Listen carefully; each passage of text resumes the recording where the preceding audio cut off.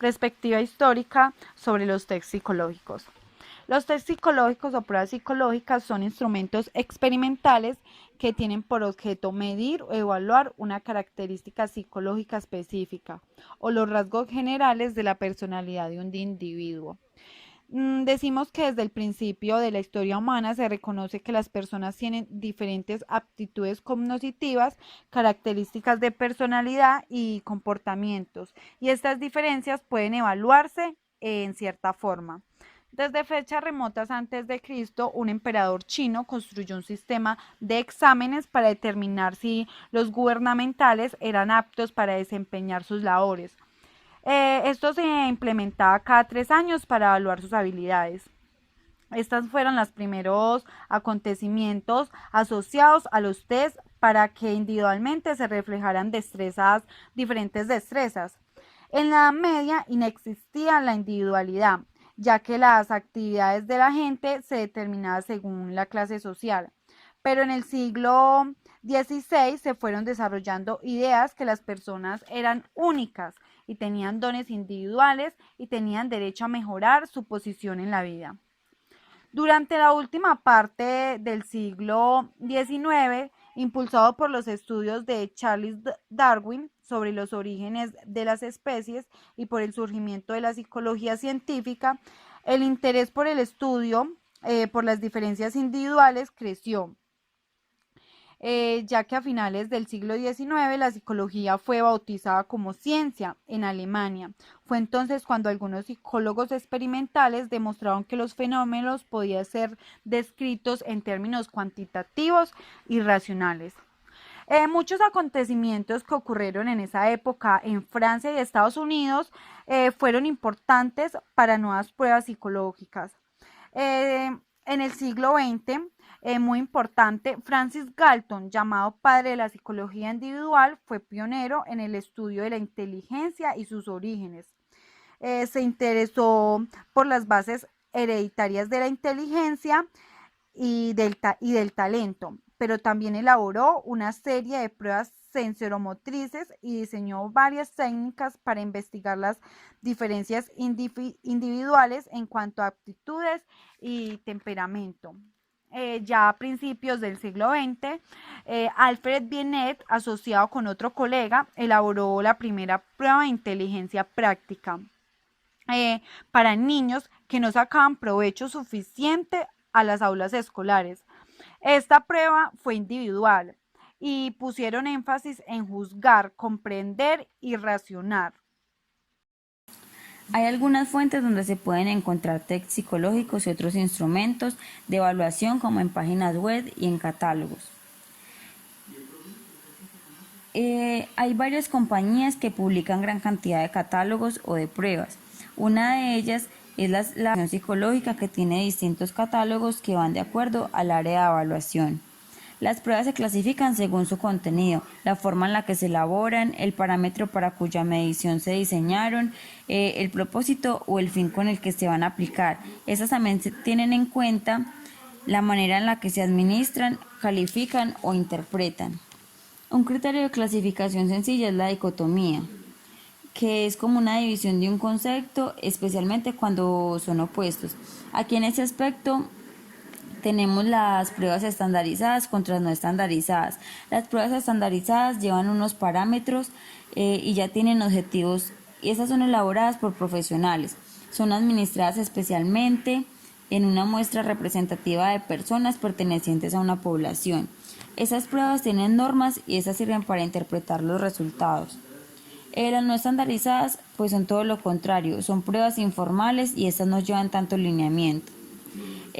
También encontramos las pruebas individuales o colectivas. Las individuales son las que se le realizan a un individuo en cierto momento y las colectivas son las que se le realizan a varias personas. Tenemos tests de velocidad, que eso se realizan con un límite de tiempo, pero los reactivos no son tan complicados. Y bueno, los reactivos son las diferentes pruebas que se pueden realizar.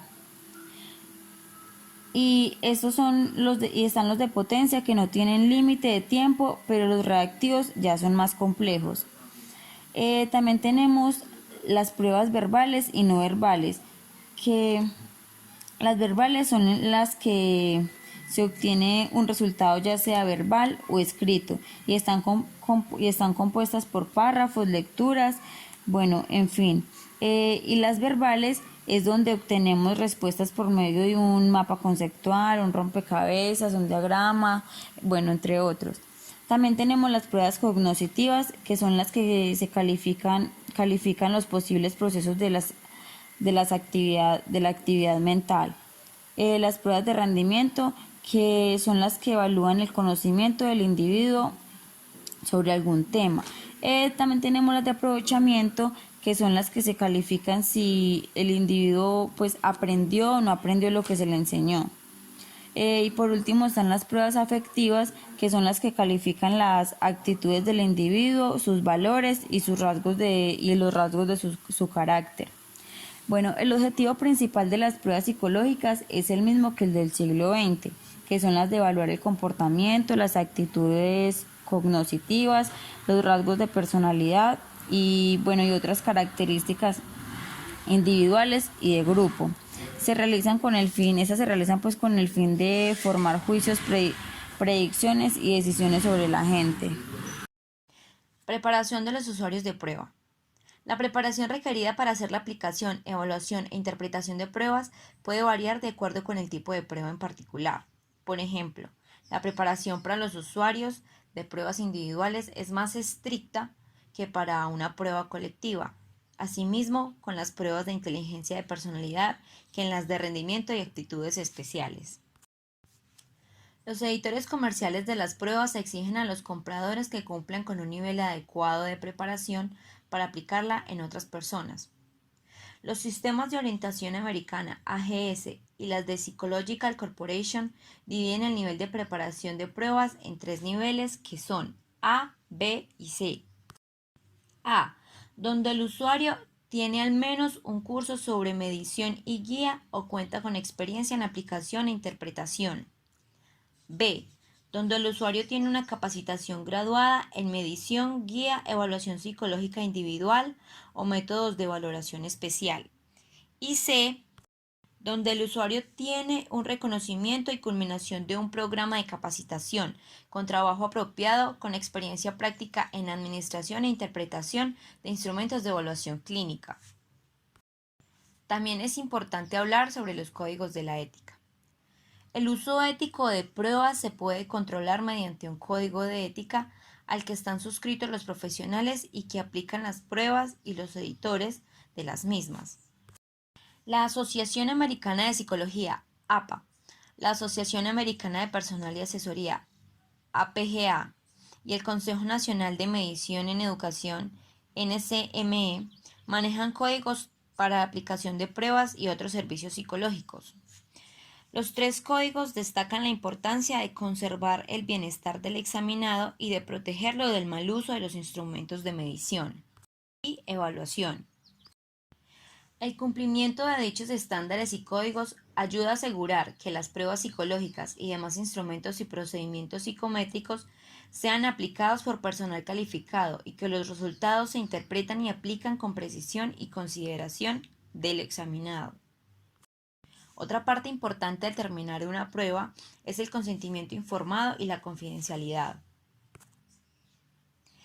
Revelar de manera inadecuada datos de prueba, en especial información personal del examinado, es un asunto de sumo cuidado y que constantemente preocupa a los especialistas en evaluación psicológica. Los datos, resultados y parámetros aplicados en la prueba son confidenciales y protegidos para garantizar la seguridad tanto del examinado como del profesional. A menos que la ley lo exija, se necesita un consentimiento informado de quienes se sometan a la prueba o sus representantes legales en caso de que sea un menor de edad, antes de entregar o compartir resultados identificados con el nombre o cualquier dato personal de la persona o institución a la que sea aplicada la prueba.